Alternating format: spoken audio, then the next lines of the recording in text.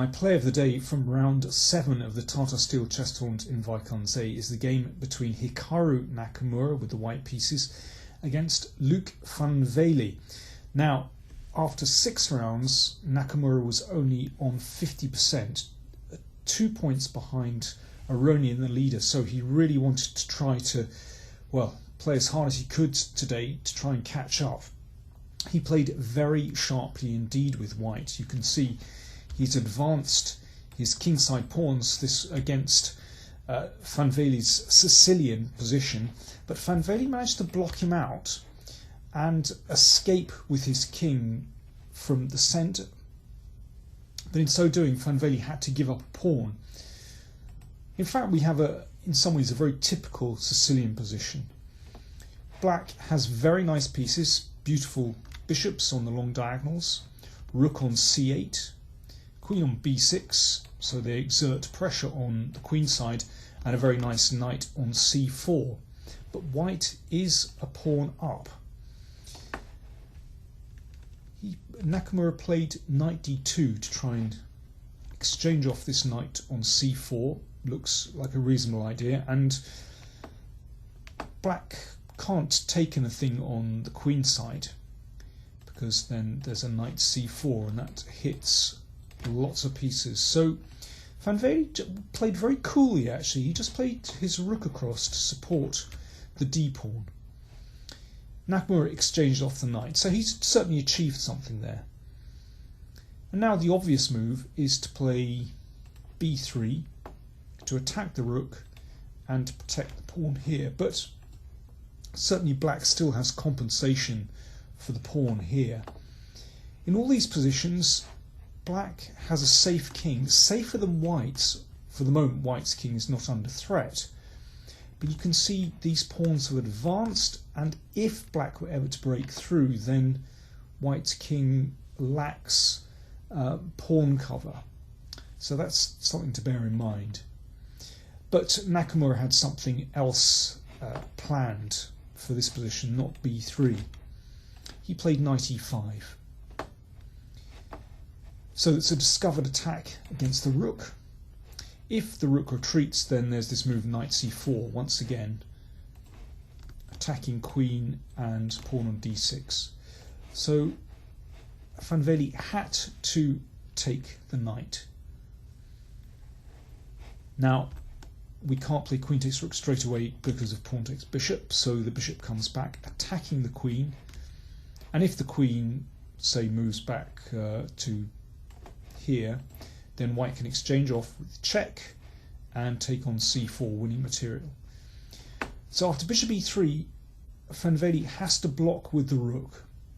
Now if white takes, then everything's fine for black. He has 2 pieces for a rook. But this is the point. There's a pin, so white is going to win material.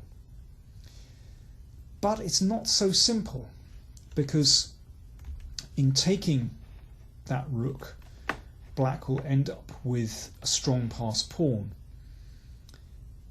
Now Nakamura played, after bishop c6, attacking this pawn, Nakamura played b3 to defend it. Now maybe he should have defended with the queen here. Black would still have compensation. Instead he played b3, allowing black just to take this pawn off. Round here, you can see that Nakamura has won the exchange, but black has a lot of pawns. He has 2 pawns already, and he has a pawn on d4.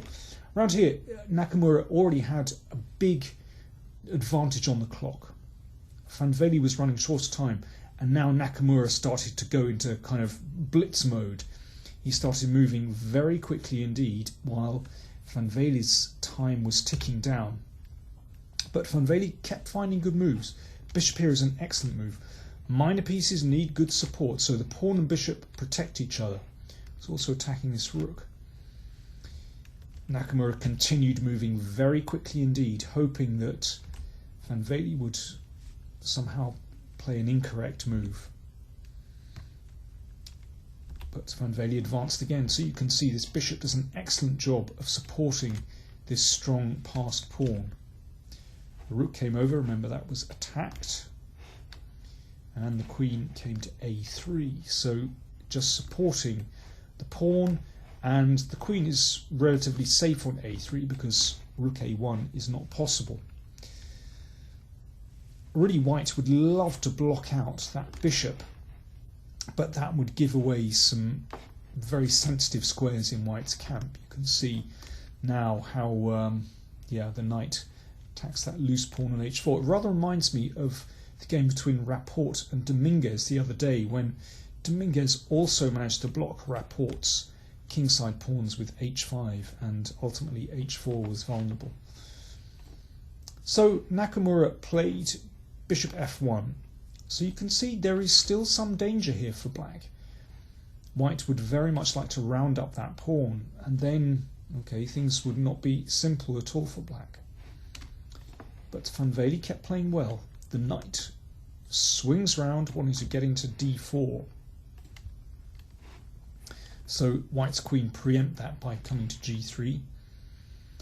Queen a2, good move from Van Wely. So he's preparing the advance of this pawn. Now probably white should move this king up and stop any potential checks on f3 or indeed e2. But rook c1 was played by Nakamura, and now d2 is a really strong move. If the rook moves away, this can be taken, and then new queen, and black just wins too much material here. Black will take this one off. Don't forget that bishop is attacking it as well. And if the rook comes up the board, then bishop a4, and there's a problem with the rook on d1. Therefore Nakamura took on d2, then he took on b5, and now he would like very much to be able to take on c6, but there's a problem here after the check. Queen a8 is an excellent move, skewering rook and pawn. When the rook moves, black will just take on e4, and black has a winning position. And yeah, watch for the king. It's looking very exposed now. So in this position, Nakamura took the rook, and now knight d4. White is a whole exchange up for a pawn. That's a pretty strong passed pawn as well. But the point is that white can't hold his position together. Knight e2 is a deadly threat. Well, he got his rook up the board at the very least, but here the point is that you can't just play queen d3 and hold the bishop. That can just be taken, and there's a deadly knight fork, and with knight and bishop against a rook, that's winning very easily. So Nakamura played the queen out here. Now if queen takes bishop, queen takes pawn, and black only has a perpetual check here. White has a deadly threat of mate. It's only a draw. So instead, Van Wely, short of time, played a check, and now white is in some trouble. If the king comes to h2, again that knight fork is winning for black, and this was why perhaps Nakamura should have moved his king up the board to g2 a little bit earlier. All these knight forks are making white's life very difficult.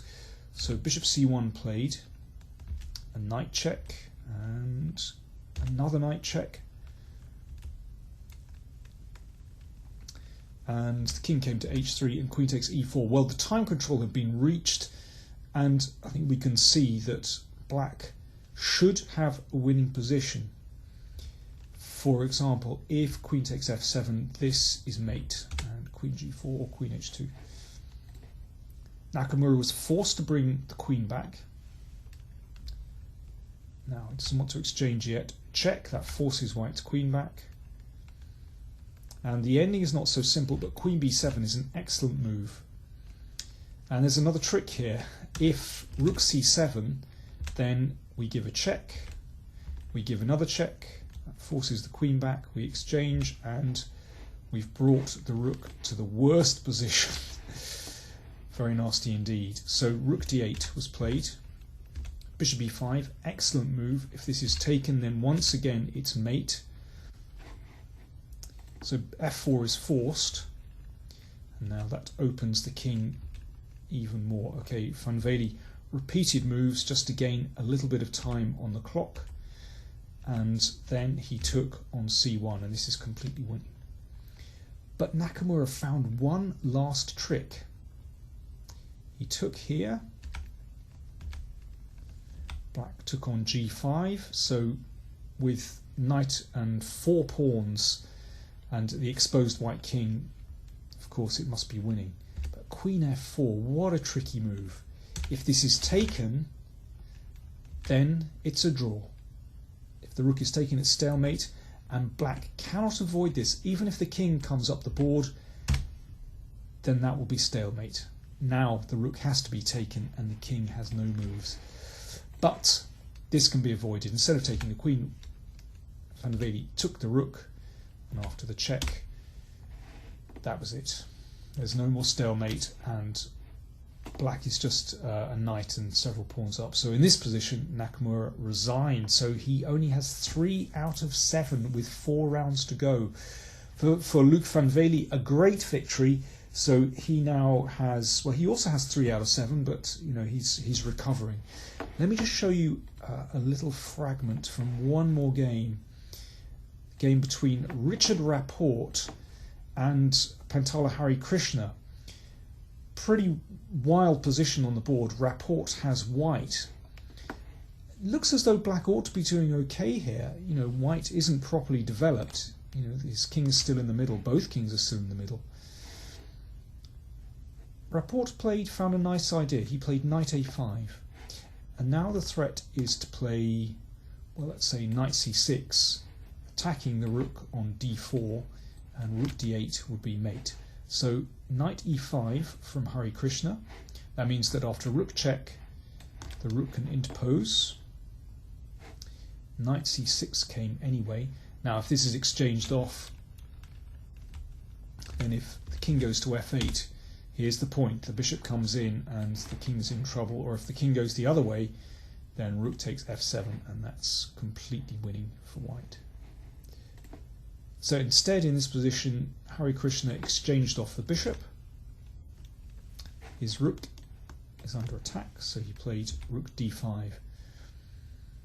Now, it still looks like it should be okay for black, but Rapport had prepared a really nice move. Pawn to b4. Cutting out the bishop from the defense of e7. So now there's a threat to play rook e7, and after the king goes to f8, bishop h6 once again, and the king is in desperate trouble. And remarkably, there is no decent defense in this position. The best that Hari Krishna could find was rook g5, but this was taken. Now white is the exchange up. This next move is very important.